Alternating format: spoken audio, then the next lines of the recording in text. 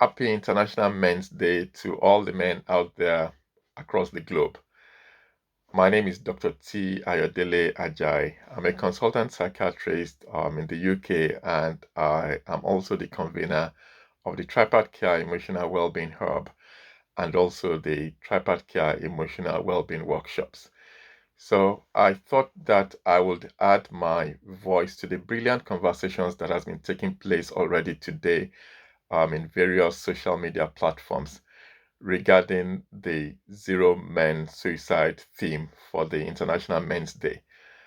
And it's been my privilege over the last few years to really have very deep, heart-to-heart conversations with men across various age groups, across various geographical locations, and various social strata or status.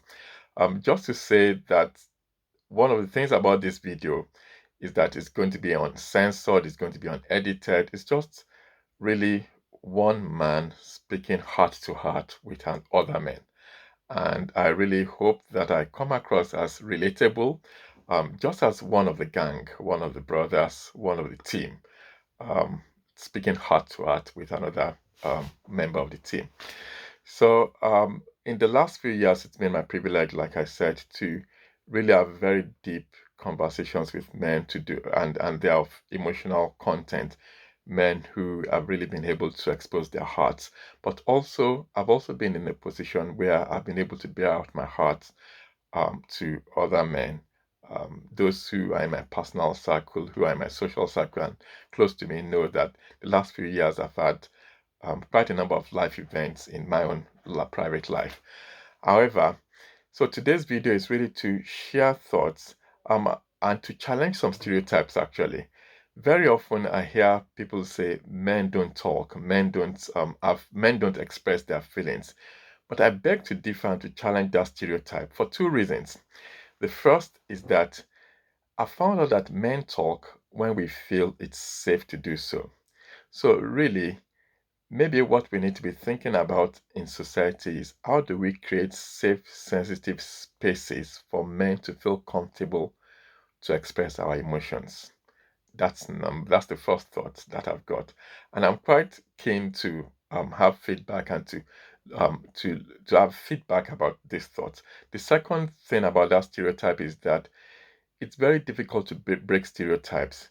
So if we keep sending messages to our young people, to our young men, to our teenage men, to our teenage boys, to our young adult men, and to men across society that we are not meant to show emotions, we are not meant to express our feelings. What we're actually doing is that we are propagating that message and we are stifling the opportunity and denying men of the permission to actually speak out and to express emotions at the time when it's necessary. So, one of the challenges I would like to throw to you this day is to begin to speak up against that notion, that stereotype that men don't express emotion. My experience is that men are concerned about expressing emotions if it's going to be used against them or it's going to be thrown back in their faces. When men feel safe enough, men actually open up and talk. And so, from that vantage point, I would like to express some of the things that I've found helpful for me in expressing my own emotions, but also for the men that I've been able to have these deep conversations with in terms of what I've found appears to have worked. And I try to keep these videos very simple in terms of just using mnemonics. A, B, C, D, E, F will be the mnemonic to go by today. And the first one, the A, is the authenticity. I've said that this video is not going to be censored or edited in any way. It's just going to come out raw because I want to be relatable. So authenticity I've found is really that many of us worry about being healthcare and being mental professionals. I don't know what I'm going to say. I don't have the words. I'm not a professional. I don't have mental first aid. I'm not a psychiatric nurse or psychiatric doctor. I don't work in the Samaritans, so I don't know how to give support. But that's not really what I found men are looking for. Men are looking for another genuine man who is empathetic, who is non-judgmental, and who is just there to offer support. So authenticity, bringing our own authentic self to that conversation, I've found can be really very powerful. The second thing that I've found works is being brave. And bravery is in two ways now. Bravery in the first instance, bravery in terms of being bold to ask that question. And there have been times in my life, trust me, when I've been glad that I did ask that question, because there were the times when I thought that it was most unlikely that somebody was going to admit that they were having difficulty or that they were even on the brink of taking their lives, and I'd asked the question, and it turned out that it was going to be a lifesaver. So please be brave. If you suspect that there's something wrong, do take that chance on yourself and on that man to ask the question, are you okay? And a very good website that I found really helpful for those who are wondering how to ask that question is an Australian website. It's www.ruok. That's just those words, ruok.au.org. Lots of videos on that site about how to really broach this issue of speaking to men about mental well-being and about asking whether the other man is okay. So there is that bravery in that regard. But the other bravery is in terms of really being able to hold back ourselves. One of the greatest form of bravery, I think, is to be able to restrain oneself. And that restraint is about not very quickly wanting to be a fixer. I'm sure that some of us men can relate to that. We are fixers. We really want to, we see a problem and we jump in and we want to give solutions. We want to very quickly tell the other man what is wrong and what is right and what they need to do. But at those times in their lives, men are not looking for a fixer. They are looking for somebody who's just going to focus on them, who's going to love on them, who's going to be empathetic, and who's just going to listen as a supportive friend. So being brave, I mean, holding back our own advice, but also being brave in asking the question. And the third thing is C, the confidentiality. Many times I do say that it's not that men have emotions, but the problem is that a lot of us are scared of what's going to happen to those emotions if we let them go, if we really bare our hearts and let people know what's going on. We are scared that we are going to be made to feel not good enough. We are going to be made to feel not that we don't measure up in one area or the other. And that's why we bottle up things. But the confidentiality part of it is then being able to reassure the other man that actually your confidence, you can hold me in confidence, and that your secrets or your thoughts are going to be safe with me. Of course, there's always that caveat that if for any reason the man's life is at risk, we will then be able to reach a compromise in which we would both agree that this is the way confidentiality should be breached. So up until then, up until then, we can assure confidentiality that your secret will remain safe with me. So that's the C, and the D part is distractions. And I think the topmost on that list is phones and electronics and gadgets. And so if a man is going to spill his guts, he's probably going to do it at a time when he feels he's most listened to, when the gadgets are off, the phones are off, the laptop is not on the table, the television is off, no football is playing, and this man knows that he has your undivided attention. So thinking ahead about the distractions that could occur and taking care of them ahead of that conversation can be a very powerful thing. And of course, the other one is the E, which is exchange. Exchange. In my experience, I've found that when I'm willing to give a bit of myself, a bit of the struggles that I have or that I've gone through, the other man feels that is a level playing field. I'm not coming as the guru or the expert or the mental health professional. I'm actually coming as one brother to the other.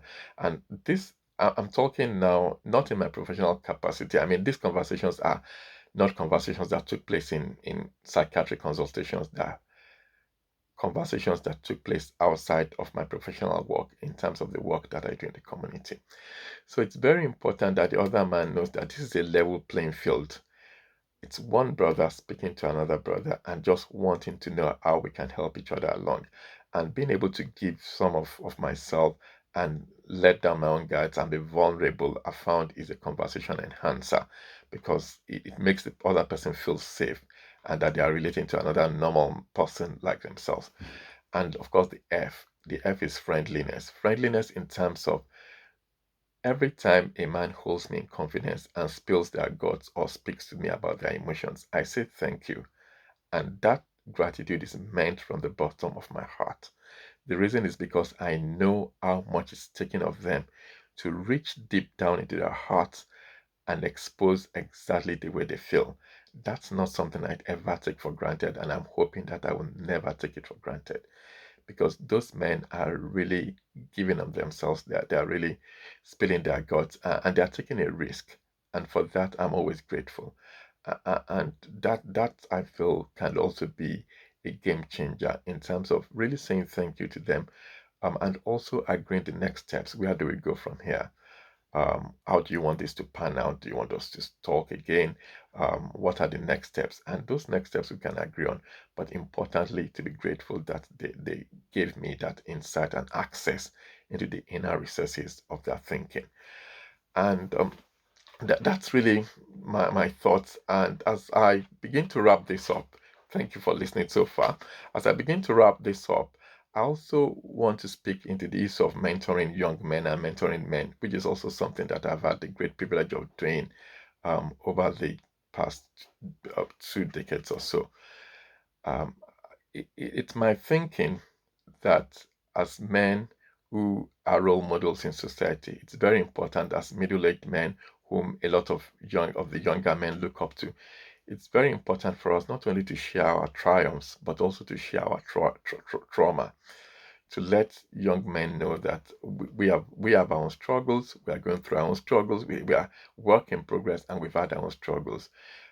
Because I think that helps them to see that it's possible for them to get to where we are. It's possible for them to go through the rite of passage. So in sharing our triumphs, it's also important to share trauma. Um, and the other thoughts that I've got regarding that is also to help them to name their emotions, to actually help the younger men to identify that they've got emotions and it's okay for men to feel emotions. It's okay to cry.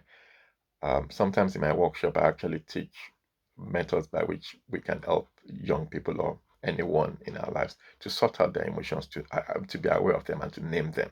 So being helping them, and of course, the third thing that I feel it's important for us to pay attention to as we mentor young men is to help them to approach life with a growth mindset. Life will always happen. It's probably not always going to go to plan. There will be curved balls thrown. But if we approach life with a growth mindset that, yes, this is a challenge, it's an opportunity for growth rather than an opportunity to detract me or to derail me from my goals, that changes the playing field completely. It brings a sense of hope and aspiration and opportunity for growth. And when we help our young mentees to see the challenges of life as an opportunity for growth, I think it changes their whole attitude and their whole expectation from life. So those are my thoughts regarding the zero men suicide for this year's International Men's Day. And once again, thank you for listening. And please do let's go out there and begin to challenge those stereotypes. Let's go out there and begin to form relationships. There's also pre-morbid contracting. I call it pre-morbid contracting. That's just my way of expressing it. That how about if I speak to the two, three closest men in my life and I tell them that things are going right at the moment, but at the times, if you ever sense that I've got things on my mind that I need to share, I give you the permission to keep hounding me, if that's the word, to keep reaching out to me, um, to keep opening up avenues for me to talk until I actually do so. That can also be a lifesaver because it means that when the time comes, if the need ever arises, this man will feel confident that I'll keep reaching out. I'll keep sending the message. I'll keep sending the WhatsApp message, the text message, the emails. Um, because I have the permission to do that. Because the reality is that at those times when I really need that type of support, I might not be in a position to ask for it. But having given permission ahead of time would be an opportunity for the others to remember that it's actually okay to keep pressing. Thank you so much for listening. And once again, have a most happy and blessed International Men's Day. And let's keep challenging the stereotypes. Let's keep mentoring our young people, our young men, but also importantly, let's also keep looking for opportunities to express our own thoughts and to normalize the fact that it's okay for men not to be okay and to share our emotions and our feelings. Thank you so much for listening.